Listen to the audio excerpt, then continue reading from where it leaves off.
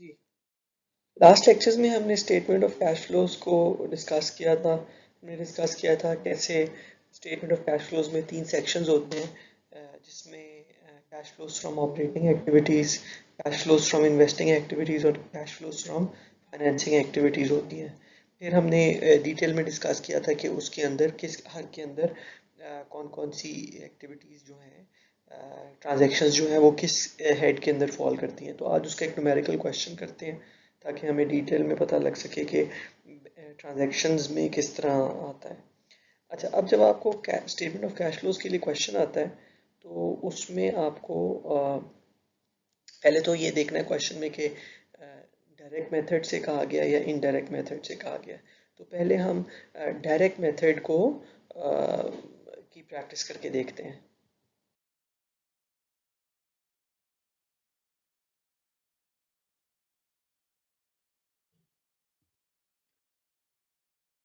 अच्छा, जब statement of cash flows बनानी है तो उससे पहले आप जो स्टेटमेंट्स बना चुके हो उसमें आप इनकम स्टेटमेंट बना चुके हो और बैलेंस शीट बना चुके हो। तो आपको जब स्टेटमेंट ऑफ कैश फ्लोज बनाने के लिए मिलेगी जब भी, तो आपको ये दो स्टेटमेंट्स भी प्रोवाइड की जाएंगी। ये क्वेश्चन है, इसमें आपको देखो दिया हुआ है आपकी बैलेंस शीट दी हुई है। ये बैलेंस शीट में एसेट साइड है, ठीक है। आपका कैश है वो 60,000, जो दिसंबर 2006 का जो बैलेंस है, विच मीन्स दिसंबर 2006 का जो क्लोजिंग बैलेंस है वो गिवन है, और फिर 2007 का क्लोजिंग बैलेंस दिया हुआ है। अच्छा, अब इसका मतलब ये है कि हम जो कैश फ्लो स्टेटमेंट बनाएंगे वो 2007 की होगी। 2007 का क्लोजिंग बैलेंस गिवन है, 2007 का जो ओपनिंग बैलेंस है वो वही होगा जो 2006 का क्लोजिंग बैलेंस है। तो इसका मतलब है यहाँ पे जो लेफ्ट वाला कॉलम है वो 2007 का ओपनिंग बैलेंस है, और राइट वाला कॉलम जो है वो 2007 का क्लोजिंग बैलेंस है। अब यहाँ पे हमें बताया गया है कि अकाउंट रिसीवेबल जो है वो इंक्रीज 27,000 से इंक्रीज होकर 35,000 हो गए हैं। इन्वेंट्री जो है वो 230,000 से डिक्रीज होकर 200,000 हो गई है। ट्रेडिंग सिक्योरिटीज़ जो हैं वो पहले नहीं थी और अब 25,000 की हो गई हैं। इक्विपमेंट जो है वो 500,000 से कम होके 4,25,000 का हो गया है, और इन्वेस्टमेंट्स जो है वो 100,000 से लेके 130,000 की हो गई हैं।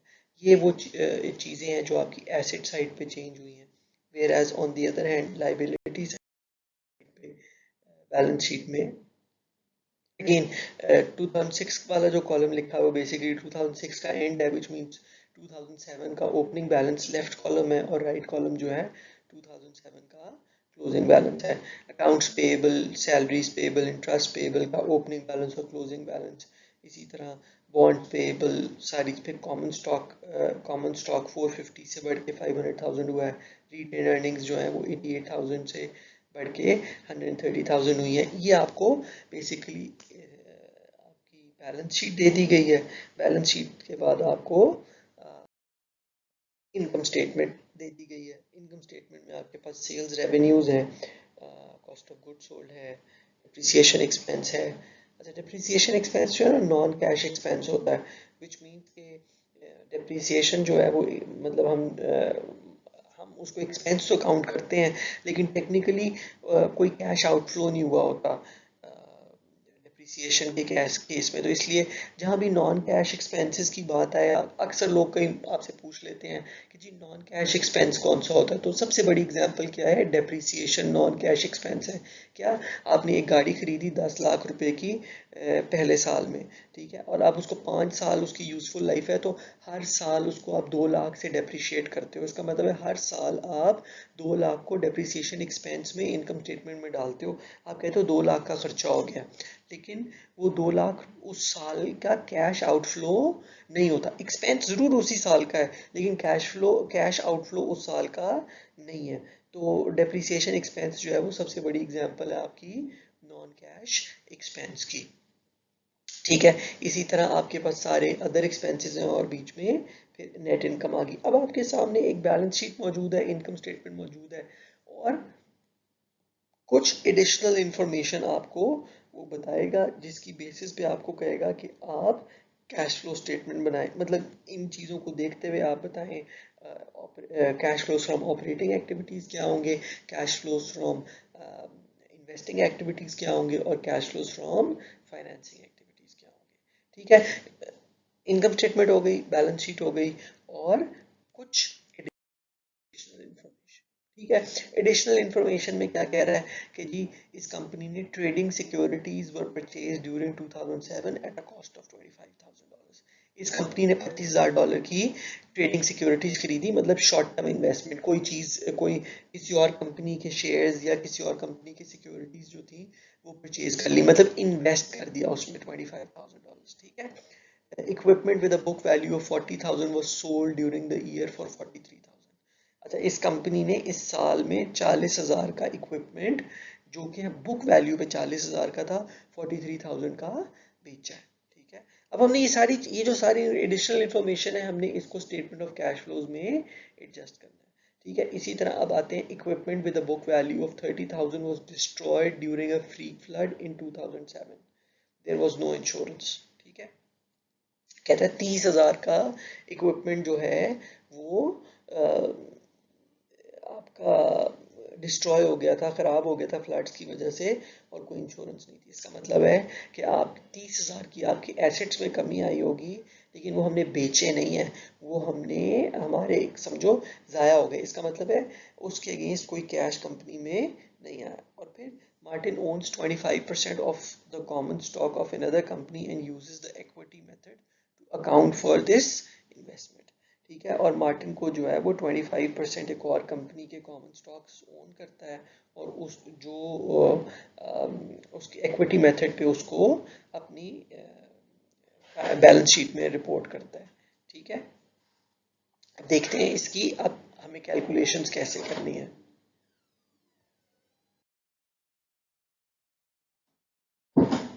अच्छा, मजीद एडिशनल इंफॉर्मेशन में है कि जी टैक्स रेट जो है वो इस कंपनी का 40% है, नोट पेएबल पे जो इंटरेस्ट है वो 12% है, और बॉन्ड्स पेएबल जो है वो 9% इंटरेस्ट रेट है, और आपकी जो इंटरेस्ट की पेमेंट होती है वो सेमी एनुअली होती है 1 जुलाई और 1 जनवरी को।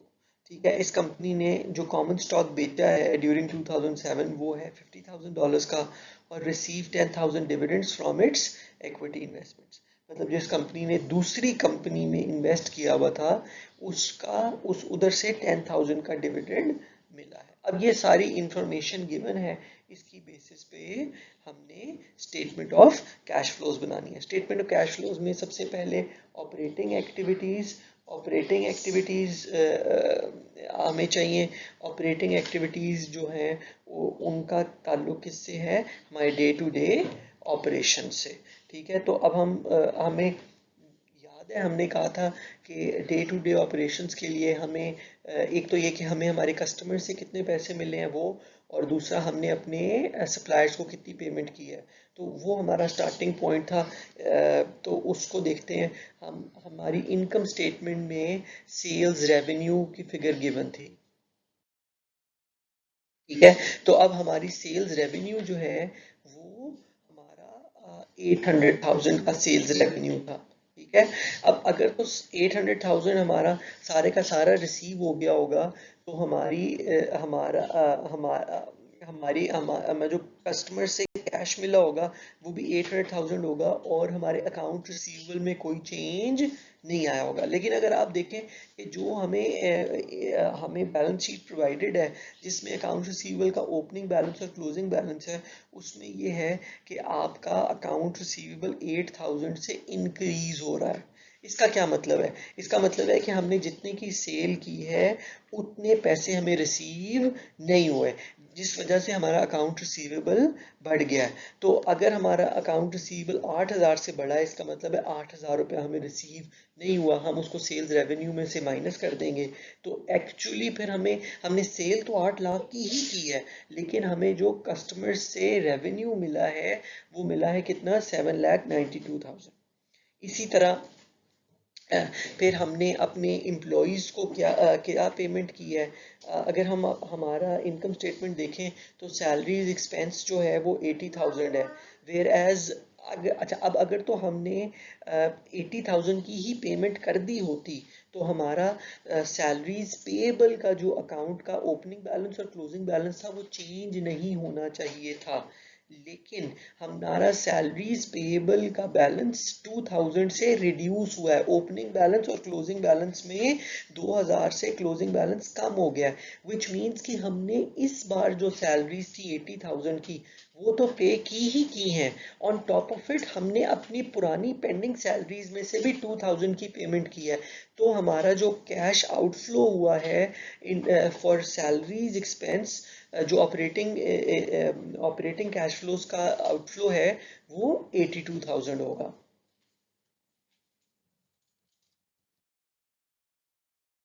इसी तरह अब बात आई कि हमने अपने सप्लायर्स को कितनी पेमेंट की है। सप्लायर्स को जो हमने पेमेंट की है वो, उसको याद है हमने कहा था कि हमें फिगर आउट करना है कि पहली बात तो हमें ये देखना है कि यार सप्लायर्स से हमने खरीदा कितना है। अब हमें कोई ऐसी फिगर नहीं मिल, कोई ऐसा अकाउंट नहीं है जिससे हमें ये पता चले कि हमारे हमने परचेजेस कितनी की हैं, लेकिन इनडायरेक्टली हमें थोड़ा आइडिया हो सकता है कि इनकम स्टेटमेंट में हमारी एक फिगर गिवन होती है जिसको हम कहते हैं cost of good sold. Cost of good sold कितनी है? 5,60,000। ये क्या कहती है? ये कहती है कि 5,60,000 वर्थ का सामान मैंने बेचा है। इसका मतलब है अगर 5,60,000 का सामान बेचा है तो अब या तो 5,60,000 का ही खरीदा होगा और 5,60,000 का ही बेचा होगा। इसका मतलब है मेरी परचेजेस 5,60,000 की होंगी जो मैंने 5,60,000 की सेल की है। लेकिन अच्छा, अब चूंकि इसका ताल्लुक, मेरे पास दो ऑप्शंस और भी हैं। एक तो ये कि मैं कम खरीद के ज़्यादा बेच सकता हूँ। वो कैसे हो सकता है कि हो सकता है कुछ स्टॉक मेरे पास ऑलरेडी मेरी इन्वेंट्री में पड़ा हो तो मैं इस बार कम खरीदूं, इन्वेंट्री वाला भी सेल कर दूं और इसका मतलब है परचेजेस से ज़्यादा सेल कर सकता हूं। या ऑन दी अदर हैंड हो सकता है कि मैं ज़्यादा परचेजेस कर लेता हूँ, कुछ चीज़ें बेच देता हूँ और जो बची हुई चीज़ें हैं वो मैं अपनी इन्वेंट्री के अकाउंट में छोड़ देता हूँ। इसका मतलब है हम जब कॉस्ट ऑफ गुड सोल्ड को देखेंगे तो हम साथ देखें, परचेजेस निकालने के लिए हम अपनी इन्वेंट्री का ओपनिंग बैलेंस और क्लोजिंग बैलेंस देखेंगे। अगर तो इन्वेंट्री का ओपनिंग बैलेंस और क्लोजिंग बैलेंस में फर्क आ रहा है, ठीक है, अगर ओपनिंग बैलेंस और क्लोजिंग बैलेंस में फर्क आ रहा है इसका मतलब है purchases is not equal to cost of good sold. अब देखना ये है कि इन परचेजेस ज़्यादा हैं या कम है। वो हमें पता चलेगा कि अगर अगर तो हमारा इन्वेंट्री का बैलेंस डिक्रीज हो रहा है, इसका मतलब है हमने जितनी परचेजेस की हैं उससे ज़्यादा सेल कर दिया है, जिसकी वजह से तमाम परचेजेस तो इस्तेमाल हो ही गई, हमारी पुरानी इन्वेंट्री का बैलेंस भी डिक्रीज हो रहा है। अगर वो इंक्रीज हो रहा है तो इसका मतलब है कि हमने जितनी परचेजेस की हैं सारी की सारी सेल्स नहीं की। जब सारी सेल नहीं करेंगे तो बची हुई इन्वेंट्री, जो परचेजेस बच जाएंगी वो इन्वेंट्री में ऐड हो जाएंगी, तो इन्वेंट्री का बैलेंस इंक्रीज होगा। हमारे इस एग्जांपल में हमारी इन्वेंट्री 30,000 से कम हो रही है। इसका मतलब है हमने 5,60,000 की सेल तो की है लेकिन 5,60,000 की परचेजेस नहीं की होंगी। क्यों? क्योंकि इन्वेंट्री में भी कमी आ रही है। इन्वेंट्री में कितनी कमी आ रही है? 30,000 की। इसका मतलब है 5,60,000 के बजाय हमने 5,30,000 की इन्वेंट्री खरीदी और परचेजेस की होंगी। तो हमने 5,30,000 की परचेजेस की, 5,60,000 की हमने सेल की, 30,000 हमने अपनी पुरानी इन्वेंट्री में से निकाल के बेचा है, जिसकी वजह से इन्वेंट्री का अकाउंट 30,000 से रिड्यूस हो गया। ठीक है, तो आपको एक बात पता चल गई कि आपकी ये इस आपके सामने जो एग्जांपल है इसने एक ही स्टेप में दोनों चीज़ों को इकट्ठा कवर कर दिया। लेकिन हमने जब पिछली भी एग्जांपल की थी तो हमने ये कहा था कि हम इसको 2 स्टेप्स में करेंगे। पहले हम परचेजेस निकालेंगे, उसके बाद हम देखेंगे कि अमाउंट कितनी पे हुई है। अब हमारे एग्जाम्पल में 5,30,000 की परचेजेस निकल आई। अब सवाल ये पैदा होता है कि 5,30,000 की परचेजेस तो की हैं, क्या 5,30,000 की पेमेंट भी कर दी है कि नहीं कर दी? क्या अगर तो 5,30,000 की एग्जैक्ट उतनी ही पेमेंट की है तो मेरे अकाउंट्स पेएबल के ओपनिंग बैलेंस और क्लोजिंग बैलेंस में कोई फर्क नहीं होना चाहिए। ठीक है, लेकिन यहाँ पे हमारा क्या है, हमारा अकाउंट्स पेएबल डिक्रीज हो रहा है, पेएबल कम हो रहा है। इसका मतलब यह है कि हमने एक तो 5,30,000 की पेमेंट भी कर दी और 3,000 हमने पुराना पेएबल भी पे कर दिया, जिसकी वजह से हमारा पेएबल कम हो रहा है। इसका मतलब है जो इन्वेंट्री की मद में कस्टमर्स को पेमेंट हुई है वो हुई है 5,33,000। ठीक है, ये हो गया। अब दूसरी, अब आते हैं, ये हमें पता लग गया कि हमारे सप्लायर्स को कितनी पेमेंट हुई है। अब आते हैं आगे इंटरेस्ट एक्सपेंस। ये सारी हम ना इनकम स्टेटमेंट से एक एक हेड को उठा रहे हैं कि इनकम स्टेटमेंट में जो हेड्स लिखे हुए हैं एक एक हेड को कंपेयर कर रहे हैं और देख रहे हैं कि जो भी उस हेड के अगेंस्ट कितना कैश गया होगा। आगे इंटरेस्ट एक्सपेंस में देखें तो लिखा हुआ है $28,050 का इंटरेस्ट एक्सपेंस है। अच्छा, अगर तो इंटरेस्ट से रिलेटेड कोई और अकाउंट बैलेंस शीट में या कहीं एग्जिस्ट नहीं करता, इसका मतलब है $28,050 का एक्सपेंस है तो $28,050 ही कैश में गए होंगे। लेकिन अगर बैलेंस शीट में इंटरेस्ट पेएबल का अकाउंट है तो हमें आके उसको भी चेक करना पड़ेगा कि आया उसमें तो कोई चेंज नहीं है। क्यों? क्योंकि अगर पेमेंट नहीं होगी या एक्स्ट्रा पेमेंट होगी तो वो इंटरेस्ट पेएबल के अकाउंट का बैलेंस आके ओपनिंग बैलेंस और क्लोजिंग बैलेंस में फर्क आ जाएगा। अच्छा, अब अगर हम अपने इंटरेस्ट पेएबल के अकाउंट के बैलेंस को देखें तो हमारा इंटरेस्ट पेएबल का अकाउंट 4600 से डिक्रीज हुआ है करंट पीरियड में। इसका मतलब है हमारी लाइबिलिटी में कमी आई है। अच्छा, लाइबिलिटी में कमी कब आती है? जब हम पेमेंट करते हैं। इसका मतलब है अगर इस बार का इंटरेस्ट एक्सपेंस था $28,050, अगर तो हम सिर्फ $28,050 ही पे करते और कोई उससे एक्स्ट्रा ना पे करते तो हमारी लाइबिलिटी जो पुरानी चल रही थी पेएबल, वो तो उतने का उतना ही रहता। लेकिन हमने $28,050 से अगर एक्स्ट्रा पेमेंट की होगी तो हमारा पेएबल डिक्रीज हुआ होगा। अच्छा, इसका मतलब है जितना पेएबल डिक्रीज हुआ उतनी ही हमने पेमेंट की होगी। 4600 से हमारा इंटरेस्ट पेएबल डिक्रीज हुआ, इसका मतलब है हमने इस पीरियड में $28,050 तो पे किए ही किए हैं, हमने $4600 एक्स्ट्रा पे किए हैं पुराने इंटरेस्ट के मद में जो हमारे पास पेएबल थे वो हमने पे करिए। इसका मतलब है जो कैश इंटरेस्ट की पेमेंट गई है वो गई है 32,650 का। इंटरेस्ट एक्सपेंस करंट पीरियड का $28,050 ही है। हम एक्सपेंस कैलकुलेट नहीं कर रहे, हम ये कैलकुलेट कर रहे हैं कि ऑपरेटिंग एक्टिविटीज के हेड के अंदर इंटरेस्ट एक्सपेंस की मद में कैश कितना पे किया, कैश का आउटफ्लो कितना हुआ है। तो इंटरेस्ट एक्सपेंस $28,050 है, लेकिन जो आपने हमारे क्रेडिटर्स को इंटरेस्ट की जो कैश पेमेंट की है वो 32,650 ही की है।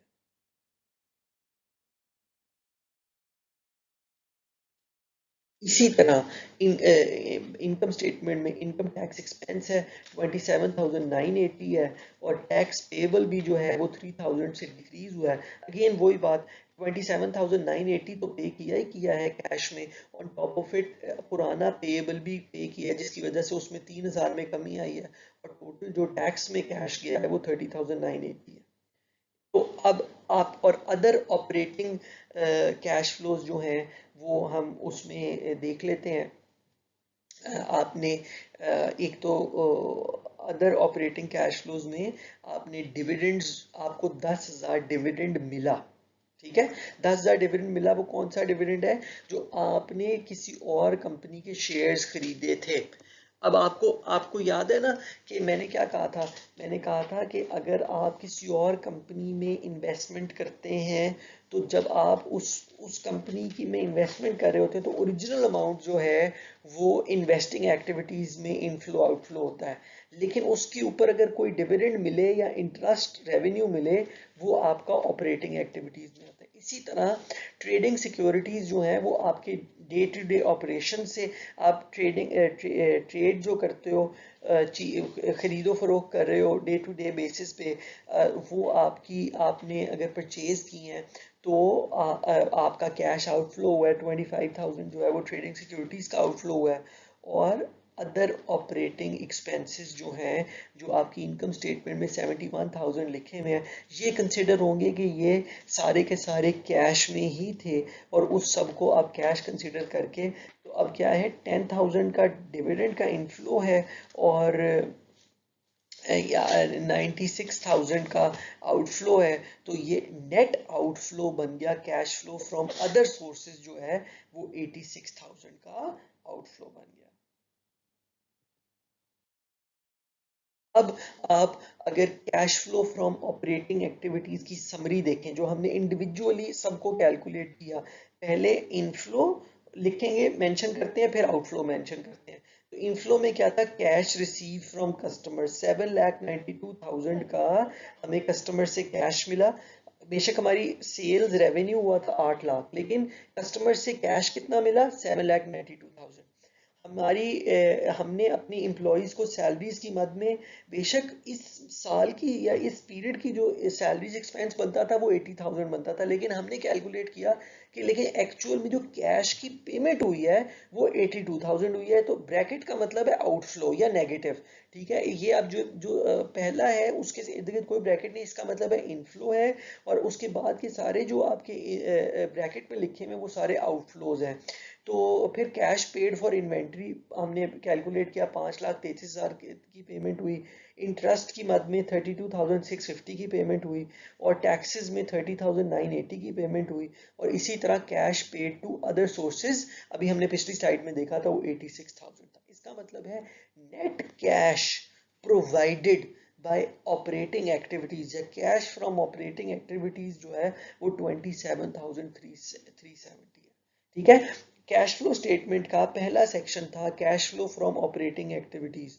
ये उसकी समरी आ गई आपके पास, जिसमें आपके वो सबसे पहले आप इनफ्लोज लिखते हैं, फिर आप आउटफ्लोज लिखते हैं, और फिर उसके बाद एंड में आप outflows minus inflows minus outflows करके नेट कैश प्रोवाइडेड या नेट कैश यूज्ड का आप बैलेंस निकालते हो कि फाइनल आउटकम क्या है, ऑपरेटिंग एक्टिविटी से हमें कितना कैश आया है। हमें इस पीरियड में ऑपरेटिंग एक्टिविटी से 27,370 रुपये कैश रिसीव हुआ है।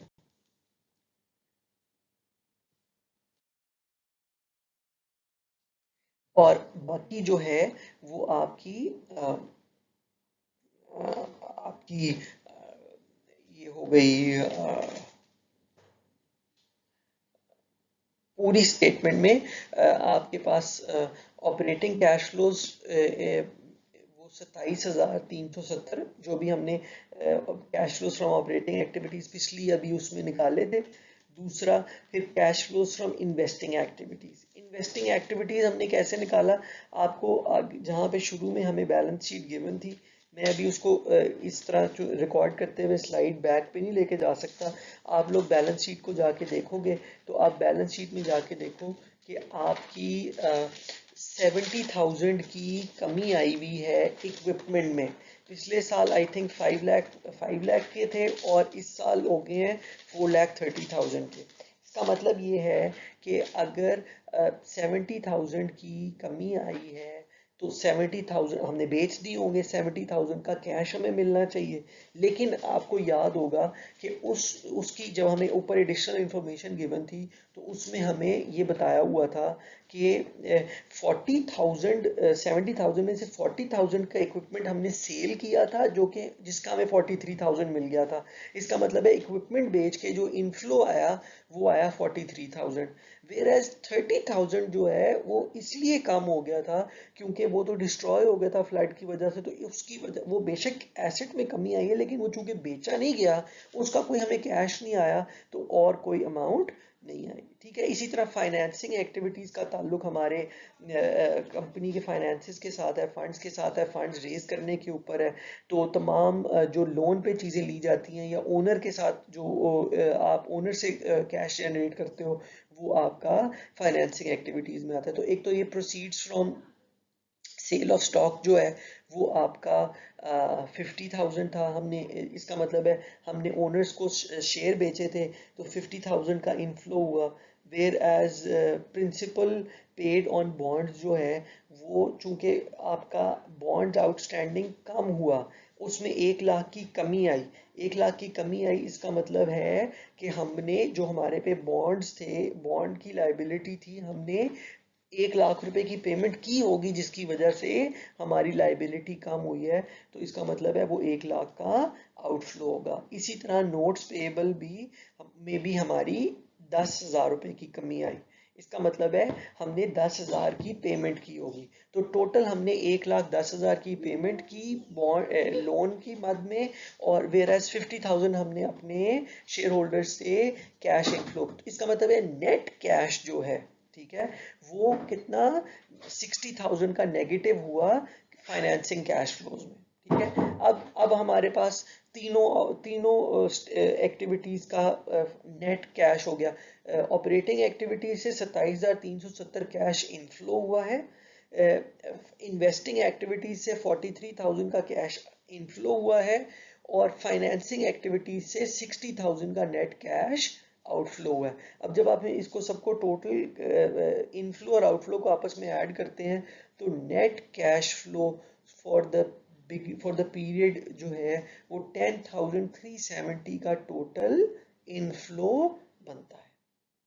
ठीक है, और 2007 का जब हम ओपनिंग बैलेंस देखते थे तो वो 60,000 था। ठीक है, 60,000 का ओपनिंग बैलेंस है। इस बार जो नेट कैश प्रोवाइडेड है इस बार का वो 10,370 है।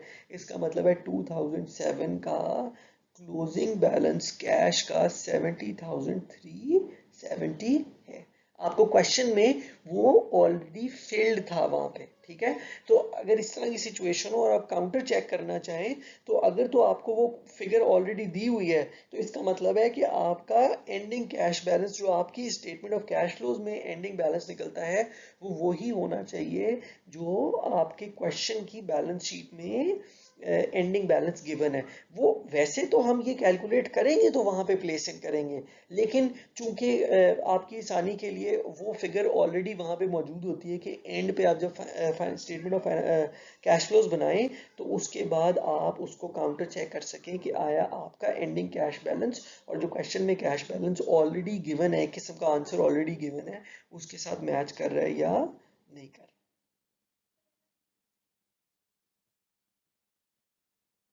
ये उसी को फिर एक्सप्लेन कर रहा है। Equipment with book value 40,000 was sold for 43,000। ठीक है, वो मैंने पहले भी बता दिया, 40,000 के बजाय 43,000 का बिका था, तो 43,000 का इनफ्लो हुआ, 30,000 का हमारा जाया हो गया था। इसलिए अगर आप देखिए ना, इक्विपमेंट में टोटल कमी आई है 70,000 की। 70,000 में से 30,000 वो इसका मतलब है 70,000 की जो कमी आई है दो वजहों से आई। एक, ये 40,000 वाला बेचा, और दूसरा 30,000 वाला इक्विपमेंट खराब हो गया था, फ्लड से डिस्ट्रॉय हो गया था। तो उसके अगेंस्ट तो कोई पैसे नहीं आए, वो साइड पे हो गया। लेकिन बाकी जो 40,000 था उसकी उसको बेचने पे हमें जो कैश मिला है 43,000। तो हमारा कंसर्न ये नहीं है कि बुक वैल्यू क्या थी, हमारा कंसर्न ये है कि उस मद में कैश कितना रिसीव हुआ है। इसी तरह आपका बॉन्ड्स पेएबल जो है वो 250,000 से कम होकर 150,000 हुआ है। इसका मतलब है 1 लाख की पेमेंट हुई है। नोट्स पेएबल भी आपका 70,000 से कम होकर 60,000 हुआ है। इसका मतलब है 10,000 की पेमेंट हुई है, कैश आउटफ्लो हुआ है। ठीक है, notice the ending that ending cash balance पर statement of cash flows agrees with the 31st December 2007 cash balance. ये ऑलरेडी हमने डिस्कस किया। तो ये अब आपके सामने एक प्रैक्टिकल एग्जांपल भी आ गई, उसकी स्टेटमेंट ऑफ कैश फ्लोज को हम कैसे बनाते हैं। आप लोगों से पूरी स्टेटमेंट ऑफ कैश फ्लोज नहीं बनवाई जाएगी, लेकिन इंडिविजुअली आप लोगों को इंडिविजुअल कैलकुलेशंस जो है वो पेपर में गिवन होंगी। ठीक है, तो आप लोगों को इसकी अच्छी तरह प्रैक्टिस करनी है। एक मेजर चंक होगा जो स्टेटमेंट ऑफ कैश फ्लोज के ऊपर होगा, और आपका ये कॉन्सेप्ट चेक करेगा कि कौन सी स्टेटमेंट जो है वो किस सेक्शन के अंदर फॉल करेगी, ऑपरेटिंग एक्टिविटीज, इन्वेस्टिंग एक्टिविटीज या फाइनेंसिंग एक्टिविटीज के अंदर। और फिर स्पेशली कस्टमर्स से कितने पैसे आपको कैश में आ रहे हैं, और कॉस्ट ऑफ गुड्स सोल्ड से परचेजेस कैसे निकाली जाती हैं, और परचेजेस के बाद सेल्स किस तरह निकाली जाती है। ये दो तीन चीजें तो फॉर श्योर हैं, ये आपको पूछी ही पूछी जाएंगी।